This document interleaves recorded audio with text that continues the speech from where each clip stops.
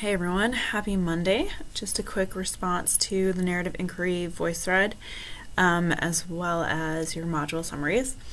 In reading the comments, one really stuck out for me from Laura. That we have the responsibility to present what we were told.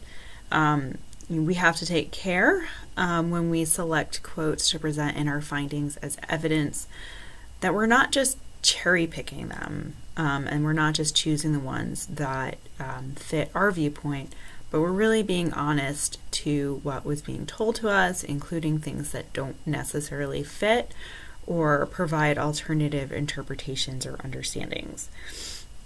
So that's something to be thinking about as you start to analyze your data and think about writing it up. That's one way we can address validity threats from the beginning. In terms of questions of validity in narrative inquiry and in other types of qualitative methods, we always need to keep these threats in mind as we design and carry out our studies. From the Niehaus et al. Article, hopefully you'll get a sense of the steps that can be taken to increase the credibility of our research in narrative inquiry. And then in the other article, as Angela pointed out, they address this from the off. They're not saying we want to present some objective truth. They're saying we actually have an agenda, a political agenda with our research, and that's okay. I think it's really better that people are honest about that agenda than not be in their research. And then I also wanted to share Laura's module summary, if I can find what I did with it. I thought it was really good and kind of crossed over both sets of readings in a way that kind of made more sense than what was there. So she wrote, and I'm also going to post this in the announcement. Qualitative research must come from a deep interest in the topic. The researcher takes on different levels of personal involvement based on the different type of qualitative research being conducted. In narrative inquiry, quote, we intentionally come into relation with participants, and as we inquire, think narratively about our experiences, about our participants' experiences, and about those experiences that become visible as we live alongside, from the Clandinin 2013 on page 23. Whereas in phenomenological research, researchers look to articulate through the content and form of the text the structures of meaning embedded in lived experience, from Van Manen, 1990, page 11. The phenomenological researcher will be more removed from the participants, while in narrative inquiry, the researcher builds a different relationship as they try to develop a shared understanding of the story. So what I liked about that in particular is that it demonstrates an understanding that our position and our relationship to our research subjects is different based on our methodology.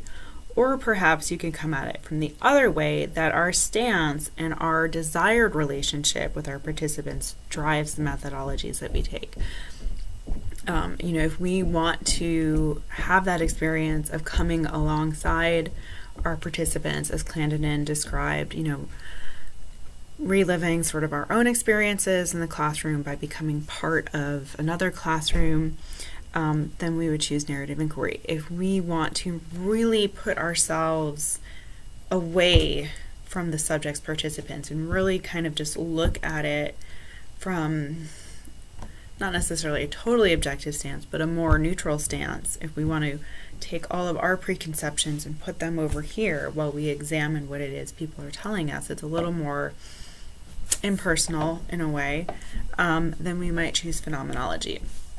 But there are also differences in the questions that we're going to ask. So I was sort of thinking about this on my drive back from the airport the other day, and trying to, for whatever reason, I don't know, this kind of popped into my head that there are different ways of asking questions. So not a universal experience, but one that many people have had, as being in a long-term relationship with a romantic partner, right? And so in narrative inquiry, we might ask people, how did you meet?